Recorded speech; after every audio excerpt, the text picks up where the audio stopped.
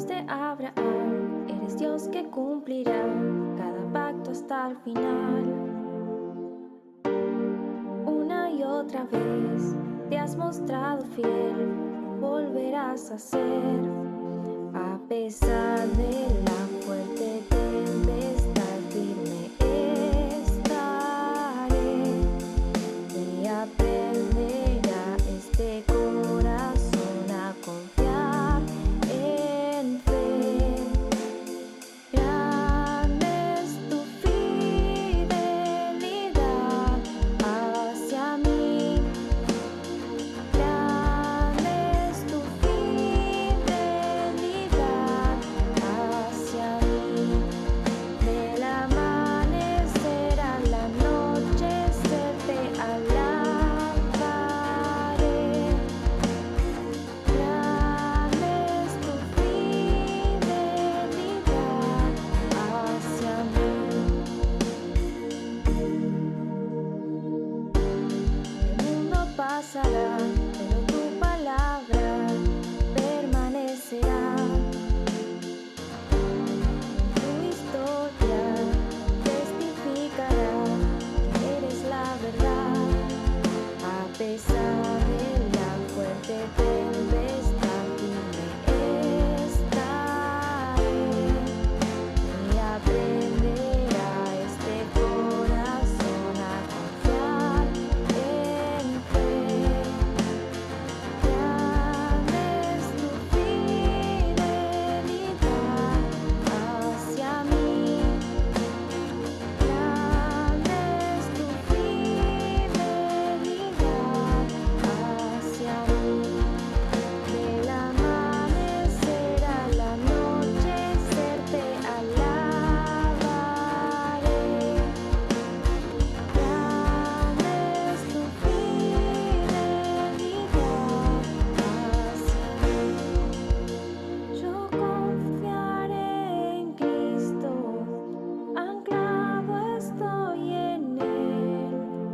Mi esperanza firme nunca me fallará. Yo confiaré en Cristo, anclado estoy en Él. Mi esperanza firme nunca me fallará. Nunca me fallará. Grande es tu fidelidad hacia mí. Grande es tu fidelidad hacia mí. Título de la prédica de hoy es Hablemos de Él. Yo no sé si alguna vez estuviste con alguien y te pusiste a hablar de otro o de otra. Yo muchas veces lo he hecho, ¿no?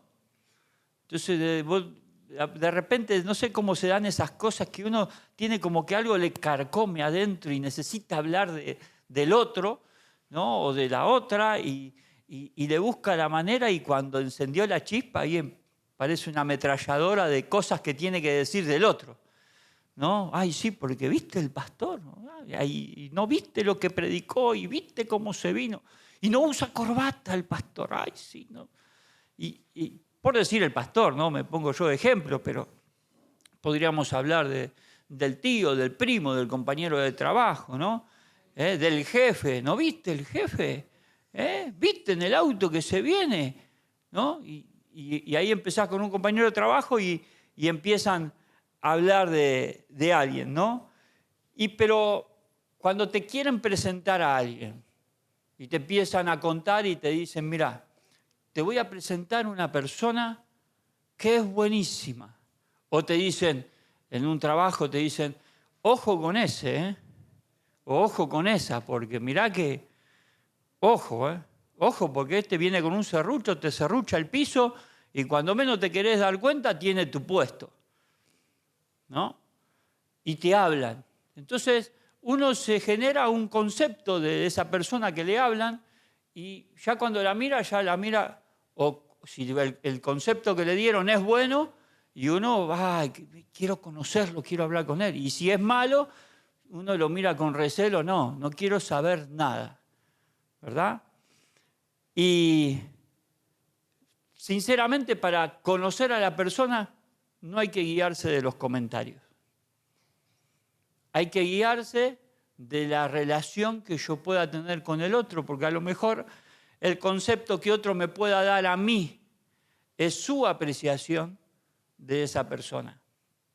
Pero para yo conocer la persona, ¿qué tengo que hacer? Me tengo que relacionar con la persona y realmente saber si lo que me están diciendo es verdad, porque puede serlo, o es mentira, es una apreciación del otro.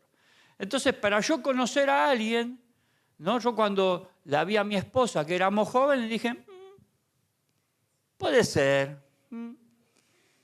No es mi tipo, pero... En serio les dije así, No es mi tipo, pero... ¿no? Y uno de joven en la iglesia, ¿qué hace? Hace un pantallazo, ¿no? Y hace su propia evaluación.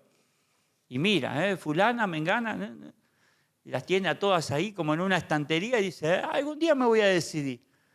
¿No? Pero para conocerla realmente, ¿qué tuve que hacer? Me tuve que acercar. Entonces, hablando, empezó a ser de mi tipo. ¿No? Hablando empezó a ser de que yo lo que a Dios le había pedido, una persona con estas características, así. Y dije, bueno, ella tiene que ser la madre de mis hijos. Aunque a ustedes no les guste, hijos, pero fue culpa mía. No, el Señor la puso en mi camino, ¿no? Y claro, yo para saber de qué ella era, tuve que conocerla, ¿no? Y no, o sea, a todos nos pasa, para saber cómo es la persona, uno tiene que conocerlo. No puede hacer evaluaciones ni sacar veredictos sin conocer el caso o sin saber cómo es la persona. Y cada persona tiene su condicionamiento, ¿no? Yo me había puesto un condicionamiento para la que fuera a ser mi esposa, ¿no? Yo le dije a Dios, bueno, yo quiero determinadas características. Tiene que cumplir un 99,9% esas características, ¿no? Y yo le puse un condicionamiento. Pero en ese condicionamiento estaba evaluando mi vida futura y estaba evaluando de que sea la persona que me acompaña a servir a Dios hacia adelante. Y todos tenemos condicionamientos. Cuando vos vas a un trabajo nuevo o vas a un trabajo, te sientan en un escritorio y te dicen, bueno, las reglas acá son estas. Y tenés que cumplir estas reglas. Estas son las condiciones. ¿No? Y puede ser con mucha suerte hoy en día que te pregunten cuáles son tus condiciones. Y yo quiero ganar $1 millón y no hacer nada todo el día. Y que no me descuenten las llegadas tarde y que pueda irme cuando tengo ganas. Obviamente que si esas condiciones son las tuyas, te van a decir, te equivocaste de trabajo, es en otro lado, ¿no? Pero sí, a veces nos ponen condiciones y a veces nosotros ponemos condiciones. Incluso en las relaciones entre otros, entre pares o entre parejas, hay condiciones.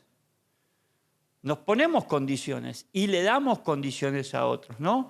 Cuando vas a un nuevo trabajo, ¿cuáles son las condiciones, no?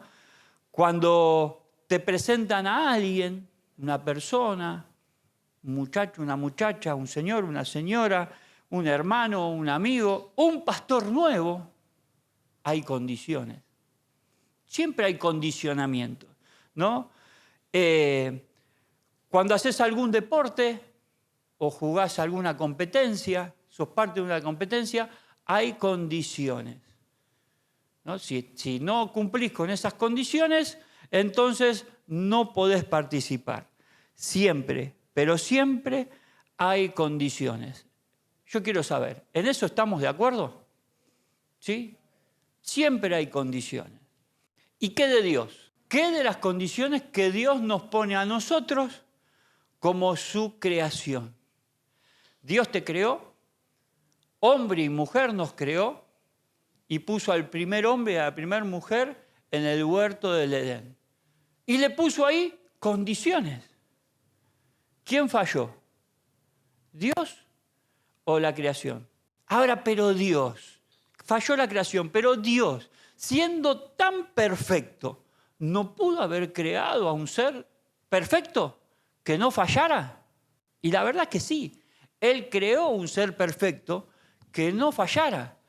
Pero para que sea perfecto, ese ser tenía que tomar sus propias decisiones. Si vos no podés tomar tus propias decisiones, entonces no sos una creación perfecta. Porque la perfección se da en que la creación tome sus propias decisiones. Y en tomar sus propias decisiones, Dios les había dado condicionamientos. Entonces, lo que el ser humano tendría que haber hecho es cumplir los condicionamientos de Dios. Nos encontramos en el libro de Job, capítulo 11, ¿sí? ¿Estamos ahí? Bien, versículo 13 en adelante. Vamos a ver algunas condiciones que Dios pone y vamos a ver también unas promesas que traen como consecuencia esas condiciones. ¿Sí? Versículo 13 nos dice así en el nombre de Jesús. Pero si le entregas tu corazón y hacia Él extiendes las manos, si te apartas del pecado que has cometido y en tu morada no te das cabida al mal, entonces podrás llevar la frente en alto y mantenerte firme y libre de temor. Ciertamente olvidarás tus pesares y los recordarás como el agua que pasó. Tu vida será más radiante que el sol del mediodía y la oscuridad será como el amanecer. Ahora bien, empecemos a desglosar un poco esta porción bíblica. Versículo 13. Pero si le entregas tu corazón. Y el corazón, últimamente escuché que el corazón puede pensar. La verdad, yo no soy científico, escuché un rumor por ahí en las redes sociales y como está todo tan lleno de fake news, que es noticias falsas, ¿sí? No le di tanto interés, pero sí, en función de lo que uno aprendió en el Instituto Bíblico y lo que uno aprendió con los años, en la Biblia, cuando habla de corazón, está hablando del ser más interior de uno, está hablando de la voluntad de las personas, la voluntad del ser humano. Entonces, cuando acá Job está diciendo, pero si le entregas tu corazón, está hablando si le entregas tu voluntad. Esto quiere decir de que si dejás de vivir como vos querés vivir y empezás a vivir como Dios quiere que vivas. A eso se refiere. Y dice, y si a Él le extendieses las manos, dice la segunda parte del versículo 13. ¿No? Y extender las manos uno puede interpretar como cuando, no sé, en la cancha hacen un gol y ¡oh! ¿No? Pero no, extender las manos tiene una referencia. Extender las manos es lo que hace un mendigo cuando te pide una moneda o te pide una limosna. ¿Cómo hace el mendigo? Te extiende la mano, ¿no? Los hijos, ¿cómo hacen nuestros hijos cuando son bebés y quieren upa? ¿Qué hacen? Upa, papá, upa, extienden las manos. Cuando quieren algo y desean algo, extienden las manos. Entonces, cuando yo quiero algo de parte de Dios, ¿qué hago? Extiendo mi mano de parte de Dios. El que se está ahogando, ¿qué es lo que hace? Extiende las manos para que alguien lo rescate. Entonces, yo cuando quiero tener una relación con Dios, necesito extender mis manos a Dios. Ahora bien, si un mendigo te dice a vos, dame 5 pesos, ¿vos se lo das? ¿No? Y si un mendigo te dice, dale, loco, vos que tenés la ropa que tenés, ¿por qué no me das algo de plata? Porque yo la necesito. ¿Vos le das? La verdad que no. Ahora, pero si el mendigo tiene una actitud de humildad y te dice, necesito para comer, ¿me podrías dar algo? ¿Vos qué haces? Vos le das. Entonces esa es la actitud que nosotros tenemos que tener para con nuestro Dios, una actitud de humildad. De humildad. Yo no le puedo exigir nada a Dios, pero sí le puedo pedir y Dios en su misericordia me va a contestar. Entonces cuando dice entregar tu corazón es entregar tu voluntad a Él, ¿no? Y si hacia Él extender nuestras manos es nuestra humildad, reconocer que necesitamos de Dios. Todo lo que tengo y todo lo que soy proviene de Él, de su exclusiva misericordia, de su exclusiva misericordia. El versículo 14 sigue diciendo, la primera parte del versículo 14 dice, si te apartas del pecado que has cometido. O sea que soy pecador, me equivoqué, erré, estoy equivocado, estoy equivocada, hice las cosas mal, pero a partir de hoy ya no las hago más. Decido apartarme de lo malo que he hecho. Decido dejar de hacerlo. Se terminó, ya basta para mí. ¿Sí? Y sigue diciendo la segunda parte, y en tu morada, en tu casa, ¿cuántos viven en una casa? ¿Sí? En tu casa, en tu morada, no das cabida al mal.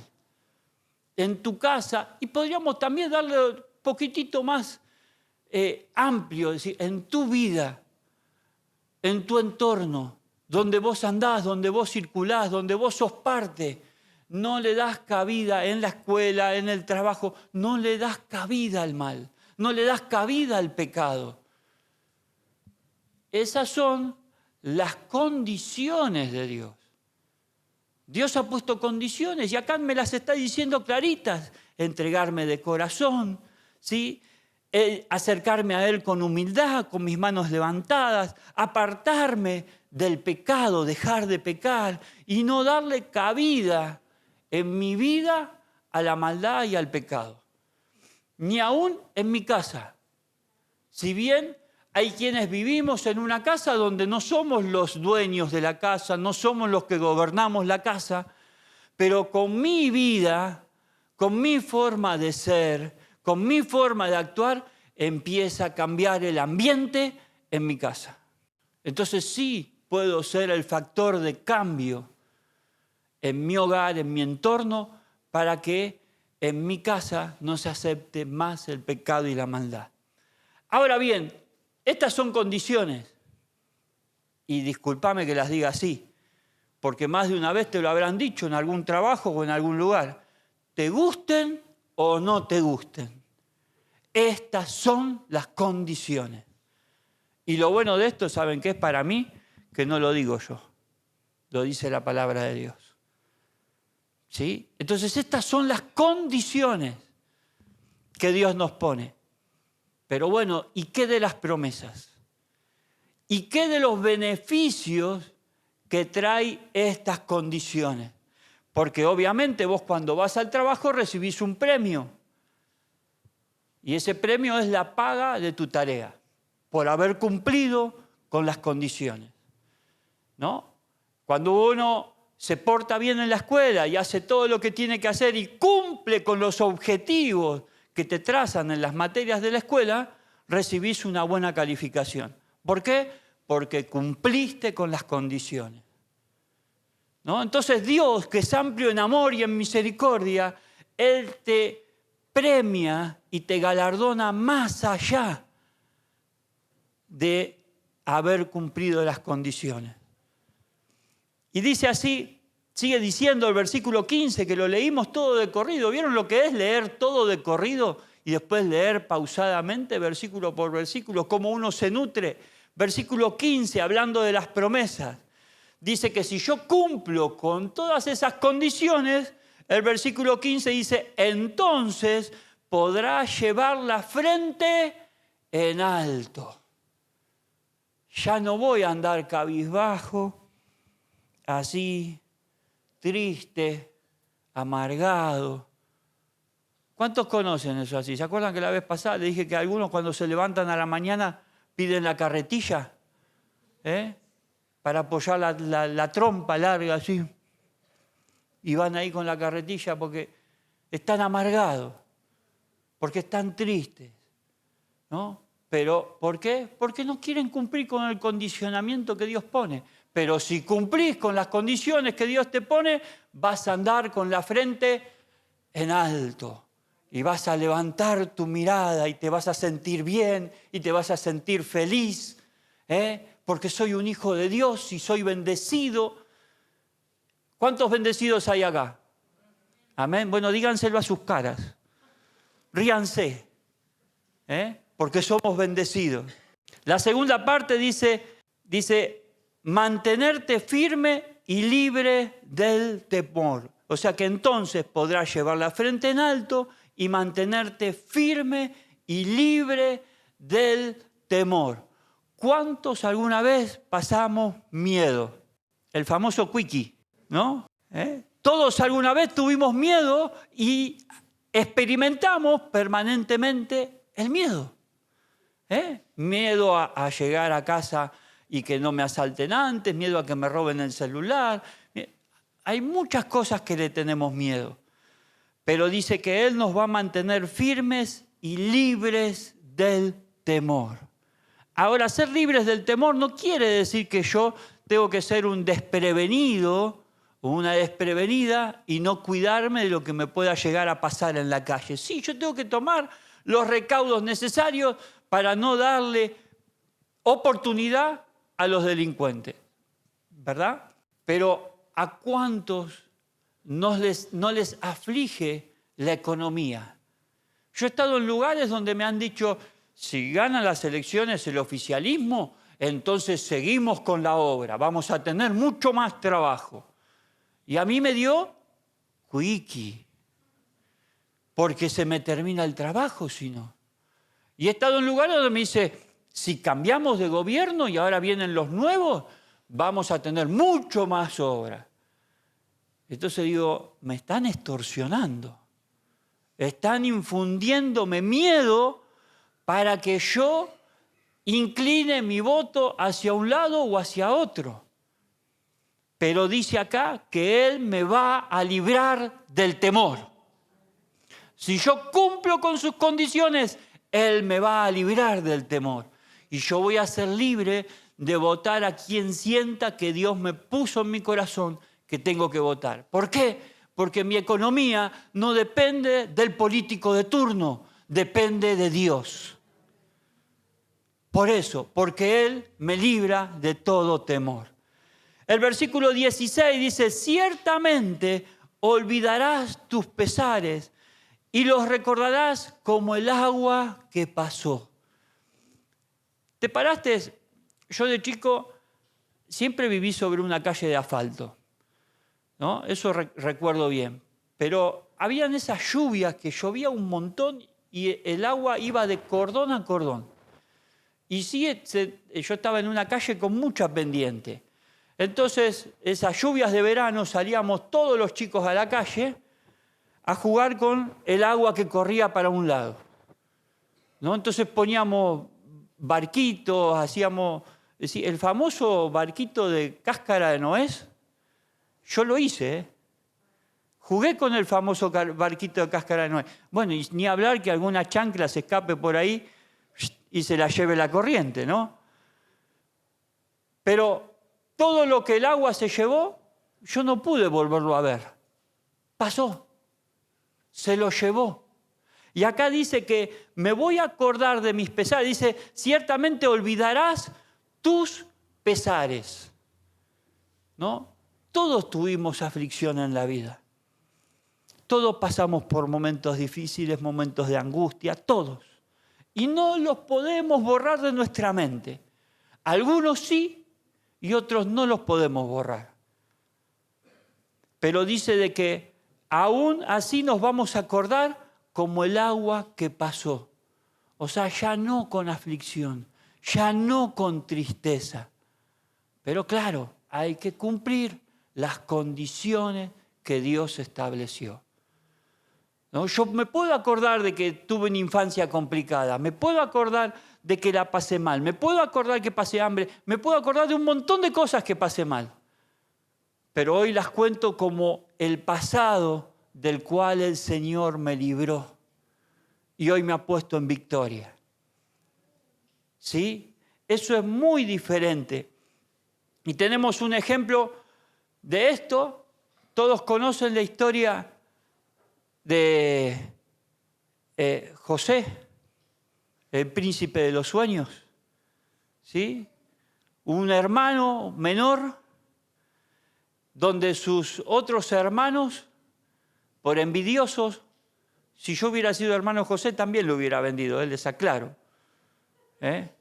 Porque él era el hermano menor y él no trabajaba, no hacía nada, era el mimado del papá, el mimado de la mamá, y todavía encima se levantaba después de haber dormido y decía, tuve un sueño y soñé de que todos ustedes se humillaban delante de mí. Con un hermanito así, yo haber estado en el lugar de ellos también, ¿por qué no te vas? Pero bueno, no es la forma de actuar, pero los hermanos así todo fingieron su muerte y lo vendieron como esclavo. Y él pasó por vituperios, pasó por la cárcel, lo vendieron como esclavo de un lado al otro, pero él llegó a ser el segundo de Egipto. Estaba el faraón de Egipto y estaba él. Pero claro, pasó 13 años de angustia.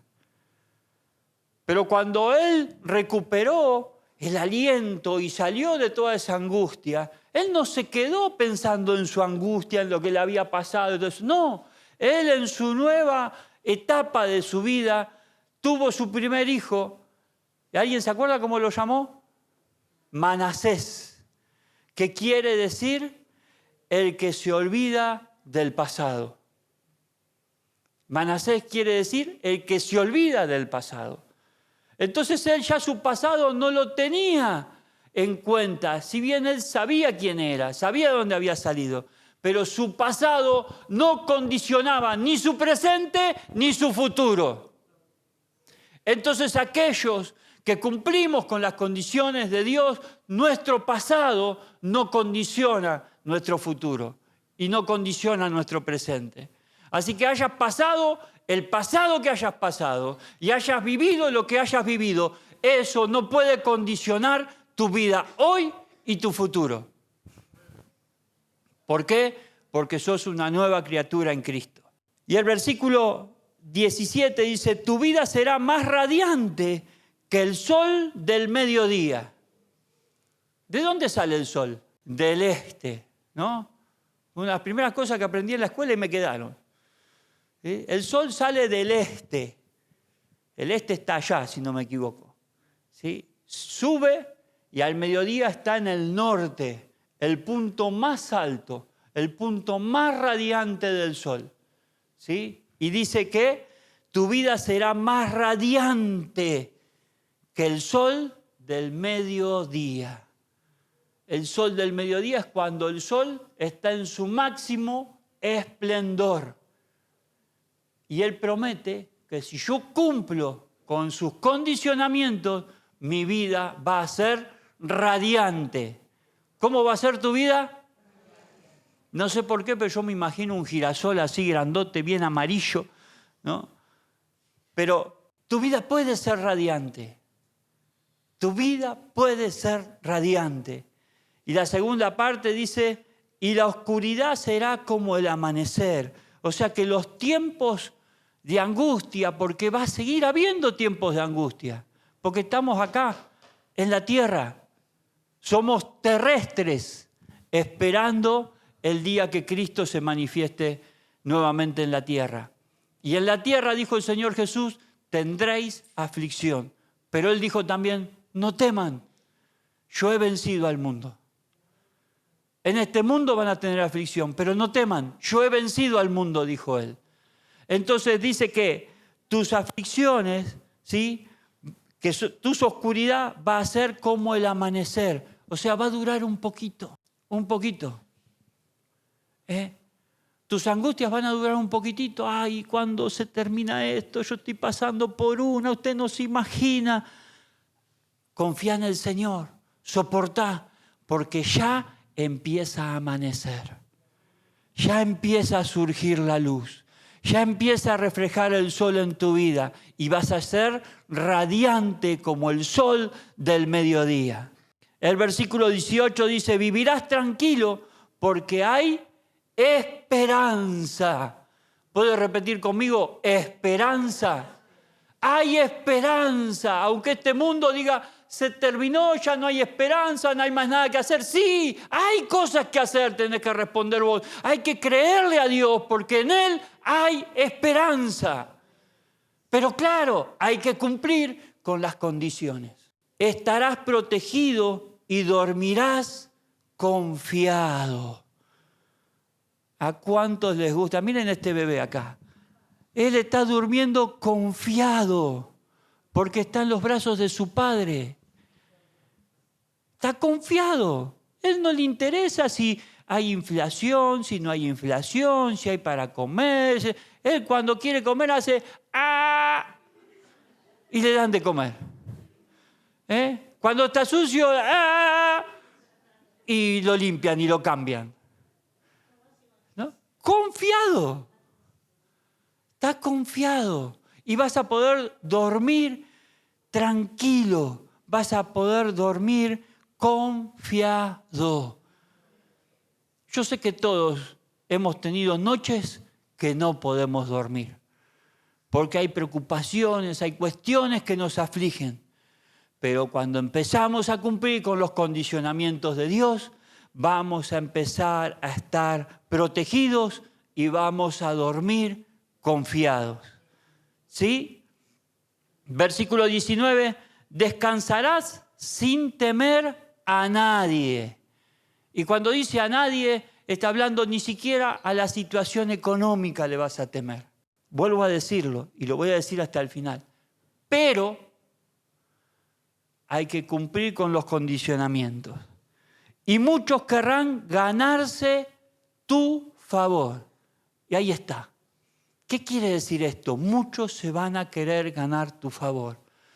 Tu vida cambia de tal manera y de tal forma cambia tu vida que muchos van a querer ver cómo vivís vos, qué es lo que haces vos, y que vos los aconsejes, y que vos les digas qué cambio hay que hacer, qué es lo que hiciste, por qué vivís así. Yo quiero tener lo que vos tenés. Ahora, ¿cuántos de nosotros vamos a estar dispuestos a dar lo que nosotros tenemos? Vas a vivir una vida tan bendecida que va a haber bendición para bendecir a otros. Pero hay que cumplir con los condicionamientos. Ahora bien, una sola pregunta. ¿En qué te enfocas más tu vida? ¿En los condicionamientos o en las promesas? ¿En qué enfocas más tu vida? Ay, no, Dios, pero vos me pedís esto y esto yo no lo puedo soltar. Bueno, la que te perdés sos vos, hijo. Yo me lo imagino a Dios así. Siempre les digo, tengo mucha imaginación. ¿No? Y cuando yo le cuestiono algo a Dios, digo, no, Dios, pero esto que dice acá en tu palabra, la verdad, esto de poner la mejilla, esto de orar por mis enemigos, esto de amar a mis enemigos, no va conmigo. Y Dios me dice, bueno, Maxi, vos te lo perdés, porque si haces eso, hay bendición para tu vida. ¿No?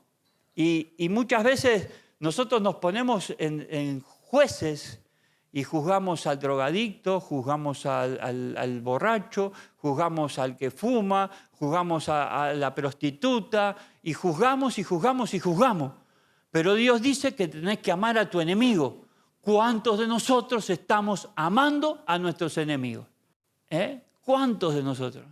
Entonces, ojo cuando nos pongamos a juzgar a otros por su condición, porque primero tengo que cumplir yo. ¿Sí? Entonces, hasta que no ames a tu enemigo, no digas nada de nadie. ¿sí? Así que yo tengo que empezar a amar a mis enemigos. Descansar tranquilo, sin temer a nadie, y que muchos van a querer ganarse tu favor. Muchos van a querer estar alrededor tuyo y tener lo que vos tenés. ¿Y saben qué? Eso es hermoso. Saber de que yo tengo algo para dar es precioso. Saber de que yo tengo algo para bendecir a otros es precioso. Porque el Señor me enseñó, Él entregó su vida para que yo viva esta. Mis hermanos, yo ya para terminar, quisiera dejarles Romanos capítulo 8, versículo 9 al 17. Lo vamos a leer todo y un breve comentario voy a hacer, nada más. Dice el versículo 9 en el nombre de Jesús. Porque a veces nosotros necesitamos fuerzas para cumplir con las condiciones que Dios pone. Y este pasaje, el apóstol Pablo, escribiéndole a la iglesia que está en Roma, habla de dónde vos podés sacar fuerza. ¿A quién tenés de tu lado para fortalecer tu vida? Dice, sin embargo, ustedes no viven según la naturaleza pecaminosa, sino según el Espíritu. Si es que el Espíritu de Dios vive en ustedes, y si alguno no tiene el Espíritu de Cristo, no es de Cristo. O sea que para vivir la vida que el Señor nos propone, hay que tener el Espíritu de Cristo. Versículo 10, pero si Cristo está en ustedes, el cuerpo está muerto a causa del pecado, pero el Espíritu que está en ustedes, está hablando del Espíritu Santo, es vida a causa de la justicia. Y el versículo 11 dice, y si el Espíritu de aquel que levantó a Jesús de entre los muertos vive en ustedes, el Espíritu que levantó a Jesús de entre los muertos vive en ustedes, el mismo que levantó a Cristo de entre los muertos también dará vida a sus cuerpos, a nuestros cuerpos mortales, por medio de su Espíritu que vive en ustedes. El poderoso Espíritu que hizo resucitar a Jesús de en medio de los muertos, ese Espíritu está a nuestra disposición, está a tu disposición, está a mi disposición. Así que el hecho de poder cumplir lo que Dios demanda de nosotros, las condiciones que Él demanda de nosotros, tenemos el mismo Espíritu para poder cumplirlas.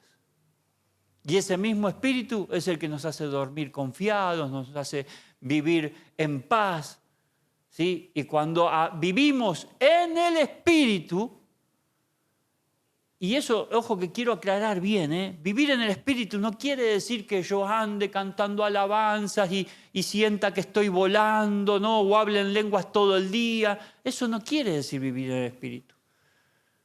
Vivir en el Espíritu quiere decir cumplir con las condiciones que Dios estableció. Ama a tus enemigos. ¿Qué tal con el vecino que te tira la basura en tu casa? ¿Cómo viene la cosa? ¿Qué tal con aquel que tenés cosas pendientes hace años? ¿Qué tal con la persona que te lastimó, que hirió tus sentimientos? ¿Qué tal? ¿Cómo viene eso? A eso se está refiriendo el Señor. Para vivir en el Espíritu hay que cumplir con esas condiciones, ¿no? Y lo bueno es que ese Espíritu está a nuestra disposición. El Espíritu que levantó a Cristo de entre los muertos. Sigue diciendo el apóstol Pablo, versículo 12. Por tanto, hermanos, tenemos una obligación, pero no es la de vivir conforme a la naturaleza pecaminosa. No es vivir conforme a esa naturaleza. Sigue diciendo, porque si ustedes viven conforme a ella, o sea, hacia el pecado, morirán. Pero si por medio del Espíritu dan muerte a los malos hábitos del cuerpo, vivirán.